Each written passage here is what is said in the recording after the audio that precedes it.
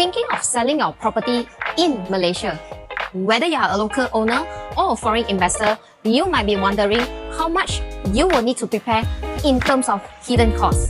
In today's video, I'll break down the costs when selling your property, from legal fee, real property gain tax, to whether you should use your own lawyer or the buyers. I will also cover some real examples from my recent sale in Bangsar South and explain how MOT works, especially when strata title have not issued yet.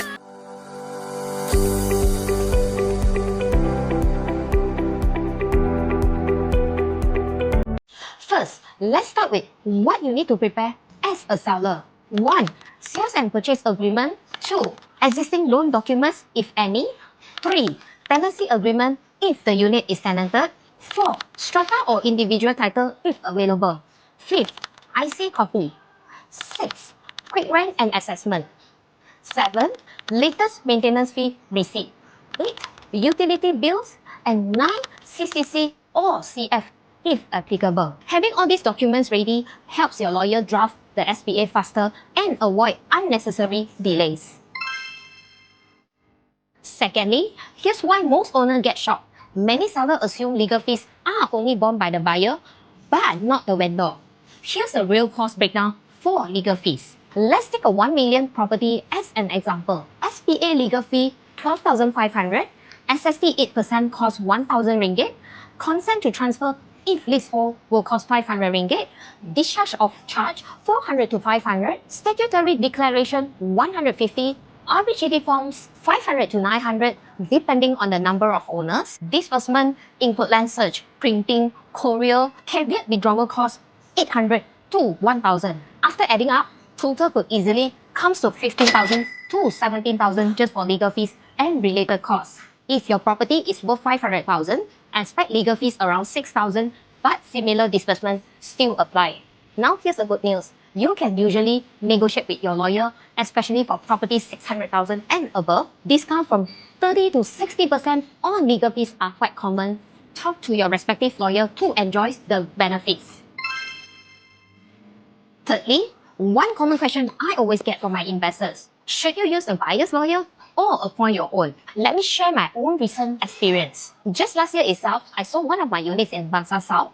It's a freehold title, and in that deal, I used the buyer's lawyer. They quoted me total miscellaneous charges of only 3,000, and the whole transaction went through really smooth and fast. So yes, it's possible to save and simplify things, but here are the pros and cons of each option. Now the option 1, using a buyer's lawyer. The pro will be only one lawyer coordinating, also means faster turnaround, lower legal costs for sellers, sometimes just miscellaneous charges, convenient if buyer's lawyer is experienced. Now, here's the con. Their main duty is to protect the buyer and not you. May rush you into timeline that favor the buyer only. You might miss out on protecting your own rights. No dedicated legal protection if dispute arise. Now the option 2, appointing your own lawyer.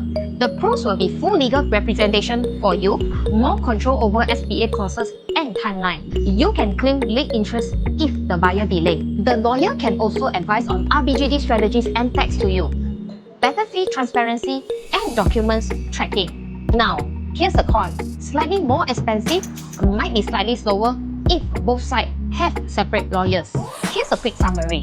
If it's a simple deal and the buyer's lawyer is competent, using their lawyer might be okay. But if the unit is high value, leasehold, tenanted, or you are discharging on a loan, always safer to have your own lawyer. 4. Now let's look at RPGT, so-called real property gain tax. It's charged on the profit you make from selling a property. For Malaysian, year 1 to 3, 30%, year 4, 20%, year 5, 15%, year 6 and above, 0%. For foreigners, year 1 to 5, 30%, year 6 and above, 10%. Here's the example. You bought a property in 2015 for 400,000 and now selling for 600,000. If you are a Malaysian, no RPGT applies after 5th year onwards. But for foreigners, even after 6 years, 10% also equivalent to 20,000 tax applies. 5th, there's a special RPGT waiver under Section 8 for Malaysian. Here's the criteria to fulfill. Once in a lifetime exemption, only for individual but not a company. only for one residential property must submit CKHT3 form, cannot be claimed again. So, if you are selling your first residential unit and making a good gain, don't waste this exemption on a small profit deal. 6. Another clause that seller and buyer often miss is the Memorandum of Transfer, or so-called MOT. Now, MOT is typically the buyer responsibility, but as the seller, you need to understand the process, especially in two scenarios. Scenario 1, no strata title yet under a HDA project. If your project is completed but no strata title issued, the developer can sometimes allow a direct transfer to the new buyer, and this will save the seller from paying MOT. Some developers charge only 500 admin fee to process this. Scenario 2, strata title already issued, then the buyer needs to pay MOT stamp duty, which is calculated like this.